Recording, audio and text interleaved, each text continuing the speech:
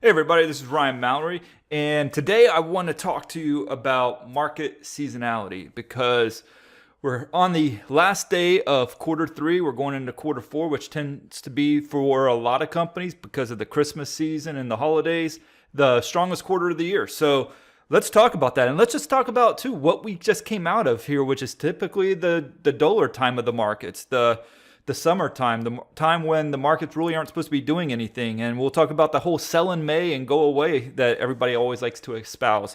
So first off, sell in May, go away. Do you just really sell all your stocks and go away and act like the market isn't there until about November time period, and then you buy back into the market and hold again until May, which at that point you sell again? No, you never do that. In fact, over the last few years, the summer months has been some of the best times for the market. So I actually appreciate the summertime and do see it as a time where you can make some profits both to the long side and short side. We've seen some summers where it does fall apart, but you look at this summer here, and the large majority of the market's gains this year so far has come in the summertime. So looking at the S&P 500 chart, you can see that if you go and look at the monthly, that here in May, the market was only up about 1.5% about. I'm not giving you an exact number. I'm basically recalling from memory here. But ever since then, June, July, August, September, it's 4 straight months of gains. And July and August were actually pretty sizable moves for the market as a whole. So no, you don't sell in May and go away. You still continue to trade the market, follow the risk, follow the opportunities that the market has given you, but certainly you don't go getting rid of your positions just because of some old expression that somebody created. I don't even know who created it, but whoever did it obviously didn't have much success trading in the summertime. Now, granted, there are some seasonality issues with trading in the summertime. The volume tends to be a little bit lower. We saw some of our lowest volume levels this summer. In fact, there were some days where the volume was less than on a half day of trading on Christmas Eve. That's pretty low. So it can make for some pretty boring trading sessions, and particularly in August, right before school starts back up and before the Labor Day holiday, you have a lot of people that are taking those last vacations up in the Northeast, and as a result, the volume does dramatically fall off some. But while the volume may be lower and during that time of the year, the trading opportunities still exist. You just have to be sometimes a little bit more patient with them. You can't expect always huge moves. Stocks like Johnson & Johnson or Walmart or outside of earnings, they're not going to make massive leaps. So you just got to continue to ride that stop loss higher if that's the direction that it's trending, and book profits accordingly. So now, but with us coming up on quarter four, so the day of this video here and podcast is the last day of quarter three, and then we'll have earnings season coming up in a week or two. But you also have a midterm elections, and so the midterm elections are going to be very contentious. You got a lot of people still bitter about the 2016 election and vowed to get the vote out and everything else. The House is expected, though I would not bank on it, to go blue or go to the side of the Democrats in November, and the Senate's probably not going to happen. The map is just very much more in favor of the Republicans. They're not going to flip the Senate unless something just drastically happens or just an insane amount of voter turnout relative to Republican turnout, Democrat relative to Republican turnout happens, and I don't see that happening. There's just too favorable of a map for not only the Republicans to hold the Senate, but to actually increase their majority in the fall time here. So the Senate's probably going to stay in Republican hands. The House, most people think that it's going to flip. I wouldn't bank on that either, especially after what we saw yesterday with the Kavanaugh hearings. Regardless of what side you are on that still stirred up a lot of emotions, and it remains to be seen which side it tended to stir up a lot more of. I mean, you can probably look at it from a Democrat side and see where possibly the turnout for November could actually be suppressed, and people actually be more discouraged as a result of the Kavanaugh hearings, who were actually hoping that the Christine Ford coming forward would stifle that. But in any case,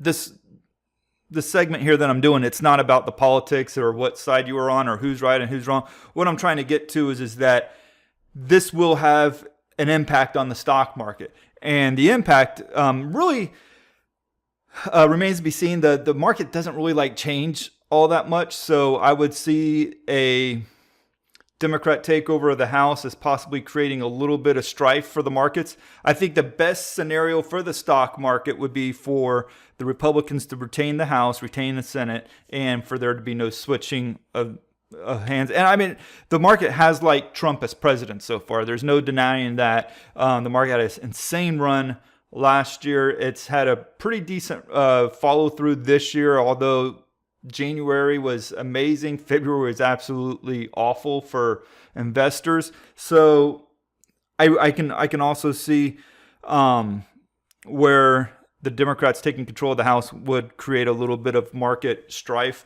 and a possible sell-off going into the Christmas season. So after that, you have the Christmas rally. So what do we expect from the Christmas rally? Well, the Christmas rally is actually considered to be the last 3 trading days of the year and the first 2 days of the following year. That's by definition what the Christmas rally is. But a lot of people expect the Christmas rally to kind of go from the end of Thanksgiving through the end of the year. And that's oftentimes a very bullish time. Thanksgiving week tends to be a more bullish week in the market, though I had it one time where the market just fell to pieces on the day of Thanksgiving because the futures are still trading. So that was a fun Thanksgiving to be long on. Not really.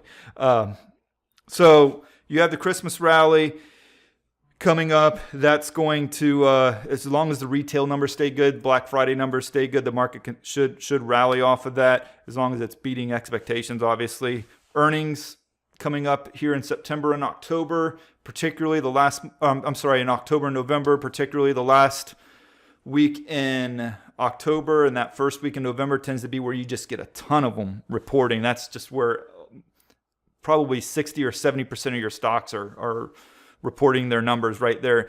If that week you survived that week, you had the midterms right at that same time. You get through that and unscathed, yeah, there's probably a good chance you rally into the year end there. But also remember too, December, and I don't know what it is about December, but December always seems like it's a weird month for me to trade.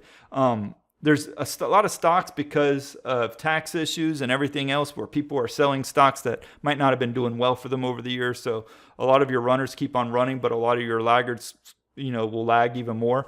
So that's also a thing that you want to keep in mind. But what ultimately matters in all this? What should we be most concerned about? We've talked about the whole sell in May, go away effect. We've talked about the elections coming up. We talked about the effect that the Kavanaugh hearing might have on the elections. Talk about the Christmas rally. We talked about retail numbers that impact the Christmas rally. We talked about Q3 earnings, okay? The Black Friday retail numbers that are going to be coming out following the Thanksgiving holiday. But in all of this, price matters the most. And you can't just blindly go into these new seasonality issues and factors and just blindly say I'm going long because November through May tends to historically be a great time period for the market, or because you think the Republicans are going to win, or shorting the market because you think the Democrats might take over the House. No, you can't do that. Ultimately, price is what matters most. And if you don't follow price, you are going to really be setting yourself up for a disaster, really setting yourself up for some major problems. So don't do that. As far as my first 3 months of trading here on the new year, it's been a great year. We've in the splash zone, we've had about a 57% accuracy rate. Anytime that you can keep a 57% win ratio going, that's really solid. I'm something I'm very excited about and happy about, and I look forward to what Q4 has, and just continue to push the profits higher and consistently profit each and every month. So with that, I'm going to wrap it up here, and Hope you guys learned a little bit about the market seasonality issues that are going to be facing us in Q4 and where we can expect to go in the days and weeks and months ahead. Thank you and God bless. Thanks for watching. I hope you enjoyed the video. Please be sure to like and subscribe to my channel, as well as check out some of these other cool videos that I've done. And if you want to swing trade with me each and every day, you can do so by going to www.shareplanner.com/splash zone. Thanks and happy trading.